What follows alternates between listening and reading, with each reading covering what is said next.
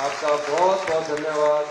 जय हिंद, जय हिमाचल। एक बात स्थापना दिवस की बात करते हैं विश्वविद्यालय का, आपने कुछ उद्घाटन भी किया जिसकी वजह से डिजिटल लाइब्रेरी का जो यहाँ पर पाएगा। देखिए, स्थापना दिवस पर मैं विश्वविद्यालय आया। मेरे जीवन के 8 साल इस विश्वविद्यालय में बीते। छात्र राजनीति की शुरुआत से लेकर काउंसलर तक मैं इस विश्वविद्यालय में पढ़ाई करता रहा। और महावीर जी जो वाइस चांसलर हैं, ये हमारे समय विश्वविद्यालय के छात्र हुआ करते थे, साइंस स्टूडेंट्स थे, और आज विश्वविद्यालय में कुलपति के रूप में अपना कार्य कर रहे हैं। मुझे खुशी है कि आने वाले समय में इन्होंने जो हमारी इनसे चर्चा हुई थी कि बीटेक AI स्टार्ट कर दी है, मशीन लर्निंग स्टार्ट कर दी है, नए नए कोर्स शुरू कर रहे हैं, और ये नए कोर्स ही भविष्य है।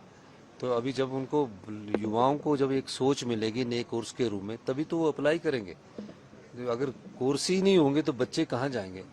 तो एक निश्चित रूप से इसका फ़ायदा हमारे हिमाचल प्रदेश के युवाओं को मिलेगा। और इन्होंने मुझसे मांग की थी कि हॉस्टल बनना है, तो उसके लिए मैंने इनको 5 करोड़ रुपए देने का अनुमोदन किया है। और मैं कह सकता हूं कि आने वाले समय में हिमाचल प्रदेश विश्वविद्यालय की ताकत जहां मुख्यमंत्री बनाने की है, वाइस चांसलर बनाने की है, केंद्र में JP नड्डा जी को हेल्थ मिनिस्टर बनाने की है, ये विश्वविद्यालय की ताकत ही है। इस विश्वविद्यालय की ताकत से शिक्षा ग्रहण करके, और जो हमारे टीचर्स ने जो हमें उस समय गाइड किया, उस आधार पर अपने लक्ष्य की प्राप्ति, चाहे किसी राजनीतिक लक्ष्य की प्राप्ति हो या किसी और लक्ष्य की प्राप्ति हो, हिमाचल प्रदेश विश्वविद्यालय की जो ओल्ड एलुमनाइज है वो हर जगह अपना स्थान बनाए हुए है। सर, आपने कहा कि केंद्र से अगर RDG बननी होती तो जो यहाँ पर 100 करोड़ का बजट है वो मिल पाता है। नहीं, केंद्र सरकार ने RDG बनकर जहाँ संविधान का तो उल्लंघन किया ही है, वहाँ हिमाचल जैसे पहाड़ी राज्य के साथ भी अन्याय किया है।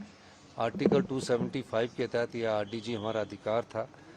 अब हम ये कह रहे हैं कि अगर आपने RDG नहीं देनी है, जो तो सर्विसेज देते हैं इकोलॉजिकल सर्विसेज के रूप में, पानी, हवा, ये सब चीज़ों के रूप में हम सर्विसेज देते हैं, तो उसका 90,000 crore Indian institute of forest management ने अध्ययन किया है, वो हमें दे दे। वो भी नहीं देंगे। अब आपदा हम सहन कर रहे हैं, नदियों में बाढ़ आती है, हिमाचल प्रदेश के लोग सहन करते हैं, फिर हमारे साथ अन्याय क्यों है।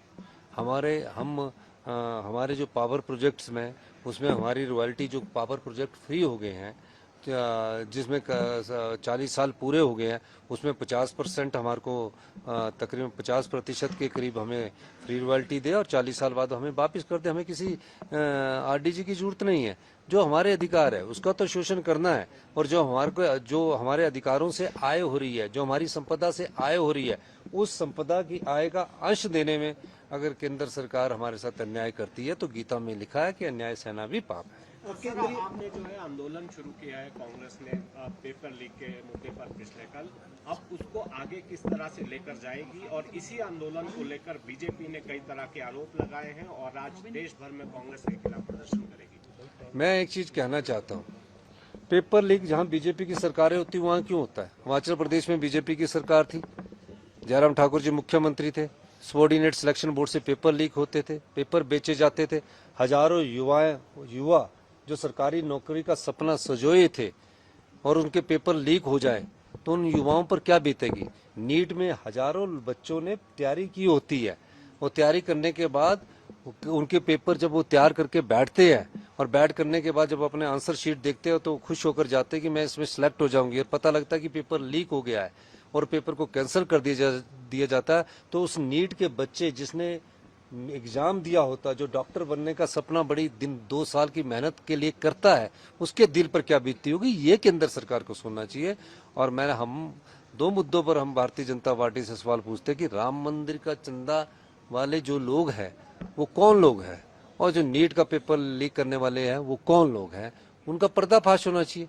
हमारे यहाँ पेपर लीक हुआ, भारतीय जनता पार्टी ने तो नहीं किया इंक्वायरी, हमने सबॉर्डिनेट सिलेक्शन बोर्ड भंग कर दिया, और जो पेपर लीक करवाने वाले थे वो आज भी जेल की सलाखों के बीच में है। तो एक कर्तव्य और दायित्व राज्य का होता है जो उसको निर्वाह करना पड़ता है।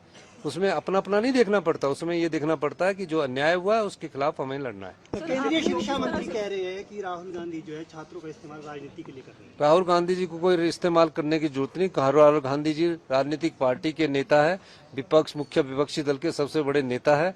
राहुल गांधी जी को छात्रों को के नाम पर राजनीति नहीं करते। छात्रों का समर्थन देना छात्रों के नाम पर राजनीति होगी। छात्रों के साथ खड़ा होना, हमारे माँ बाप के हमारे बच्चे नहीं हो उनके साथ खड़ा होना कोई राजनीति होगी? ये राजनीतिक भाषा छोड़कर जो राहुल गांधी जी कहते हैं उसके खिलाफ एक्शन होना चाहिए। बीजेपी तो आज प्रदर्शन करने जा रही है कांग्रेस के खिलाफ। तो झूठा प्रदर्शन तो जहां भी कर दिया जाए। नीट का पेपर लीक हुआ, सच हुआ, कांग्रेस पार्टी उसके नीट के बच्चों के साथ खड़ी है। बीजेपी कांग्रेस के खिलाफ प्रदर्शन कर रही है क्योंकि हम नीट के बच्चों के साथ खड़े हैं, हम सच के साथ खड़े हैं, वो झूठ के साथ खड़े हैं। झूठ बार बार सच से टकराता है, जीत आखिर में सच की ही होती है। मानसून को लेकर कोई मानसून में नुकसान कहीं ज्यादा हुआ है। हाँ, मानसून में किन्नौर में और कांगड़ा के शाहपुर के बौ में तकरीबन 19 घर हमारे बह गए हैं। मैं जो ये नुकसान हुआ, जो ये बादल फटा, ये दिन के समय हुआ, तो 2-3 महिलाओं को थोड़ी चोट आई है। सब कुछ बह गया है। जैसे ही मौसम ठीक होता मैं उस क्षेत्र में जाऊंगा, वहाँ के लोगों से मिलूंगा और वहाँ के हालात का जायजा लूंगा। और मैं अब कहूँगा कि अभी आज का दिन भी बहुत बारिश है, तो लोग नदी के किनारे मत जाएं और कोई स्टंटबाजी मत करें। ये मेरा सभी सैलानियों से अनुरोध भी रहेगा। और निश्चित तौर पर इस दिशा में जो भी मानसून में हम कर सकते होंगे आपदा प्रभावित के लिए, हमने पहले ही